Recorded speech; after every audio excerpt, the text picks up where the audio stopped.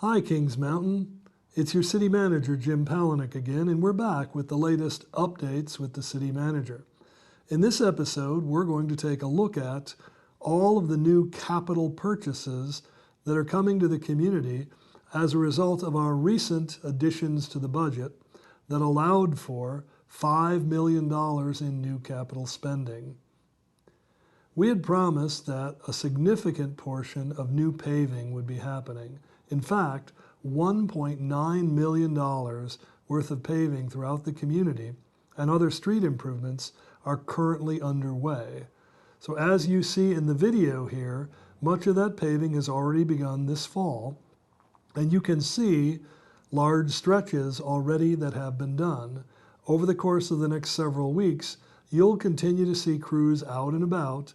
They'll be milling old surfaces, repaving, in some cases simply repaving if it's in good enough shape, and in other cases actually paving streets for the first time. But as a result, in a typical year, we would only be doing about $300,000 worth of paving improvements. But this year, because of the new commitment to reinvestment in capital, we'll be doing a full $1.9 million. And that will essentially complete the very worst of those streets in our community so that everything that we have to work on in the future will be at least in fair condition to good condition. In addition to the $1.9 million in paving and street improvements, the city will also be completing and purchasing some $3.5 million in new equipment, rolling stock, and fleet to replace a whole series of equipment, vehicles, and other things that are basically outlived their useful life, or at this point need to be replaced or improved, or in some cases actually introduced for the first time to provide better services to the community. Included among those various pieces of equipment, rolling stock, fleet activities, will include a new backhoe for the Water Resources Department. That particular purchase is right around $150,000. In this case, it's replacing a model that was 2001. So as you can see, that was 22 years old. It was really in need of replacement. In addition, another backhoe is being purchased to supplement the Street Maintenance Department. Purchase price again, about $145,000. This particular piece of equipment is replacing a 2008 unit that again was no longer usable and was experiencing high amounts of repair requirements. The fleet improvements also go down to just simple vehicles that various departments need. For instance, the Senior Services Department is now getting a new Ford Escape, $27,000. That replaces a 2007 Chevy Impala that had been in use for quite some time. The city has also purchased a brand new Elgin street sweeper. That's a 2023 model. That is just under $370,000. It's a critical piece of equipment to keep our streets clean, to make certain that the material, the debris in gutters don't wind up in the storm sewer. It's part of our environmental commitment so that those things can constantly be kept clean, that we can be obligated to fulfill our stormwater requirements. And of course, it's a very expensive piece of equipment, but something that in our service as stewards of your community, of the streets, of the stormwaters, it simply is a necessary piece of equipment.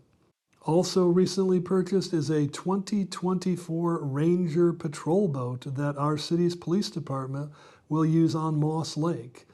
For people who don't realize it, our city's police department is fully responsible to enforce the laws out there on Moss Lake. That is the city's water reservoir.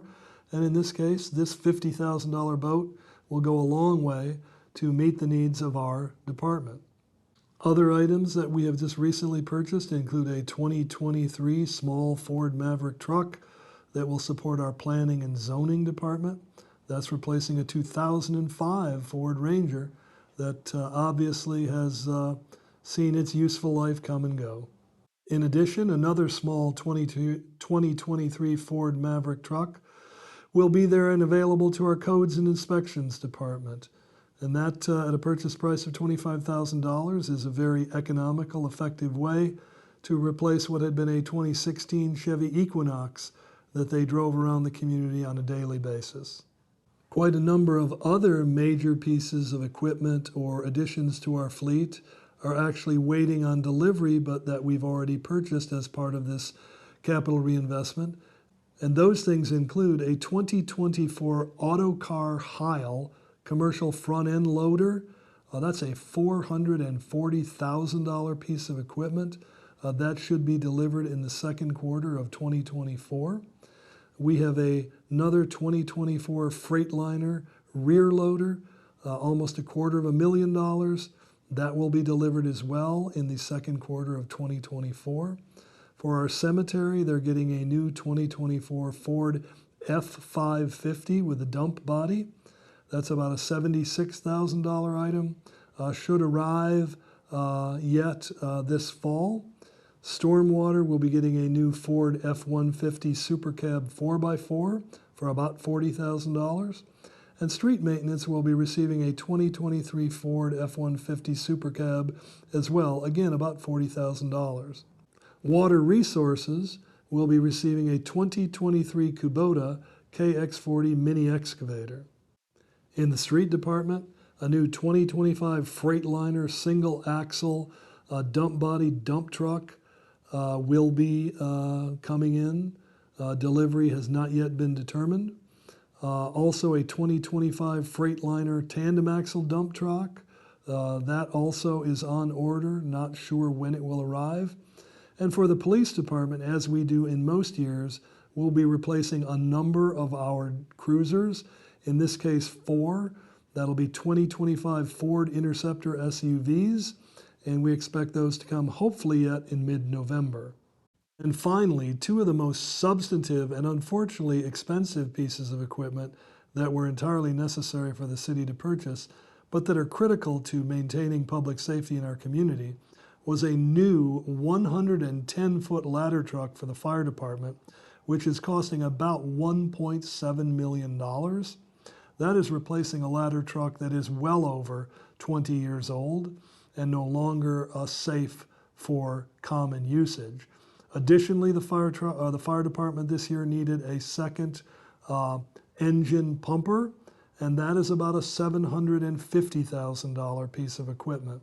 So as you can see, when it's time to buy some of these important fire department pieces of apparatus, the cost can get very substantial, but at the same time critically important to delivering effective and reliable public safety service throughout the community.